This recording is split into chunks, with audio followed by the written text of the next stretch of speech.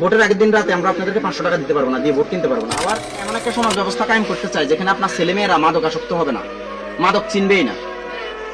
এমন একটা সমাজ ব্যবস্থা কায়েম করতে চাই যেখানে আপনারা ইউনিয়ন পরিষদে গিয়ে আপনার ছেলেমেয়ের জন্ম নিবন্ধন ভোটার আইডি করার জন্য মানুষের দ্বারা দ্বারা ঘুরতে হয়, এটা যেন না হয়। ওই জমি কিনবেন আরেকজনের পিছে পিছে ঘুরতে হয়, এরকম যেন না করতে হয়। আমরা এমন একটা দুর্নীতিমুক্ত সমাজ ব্যবস্থা কায়েম করতে চাই, বুঝছেন কিনা? এই সমাজ ব্যবস্থা কায়েম আমরা একলা তো করা সম্ভব না, আপনাদেরকে নিয়েই করতে হবে। আপনার ছেলে মেয়েদেরকে নামাজের জন্য, আপনারা নিজেও নামাজ পড়বেন, আপনার ছেলে মেয়েদেরকে নামাজের জন্য উদ্বুদ্ধ করবেন, কোরআন হাদিস পড়ার জন্য উদ্বুদ্ধ করবেন, একাডেমিক শিক্ষার পাশাপাশি ওইগুলোও করবেন। তখন একটা সুন্দর সমাজ, একটা সুন্দর সোসাইটি তৈরি হবে, বুঝছেন কিনা? এই কথাগুলো বলার জন্য আমরা আপনাদের কাছে আসছি।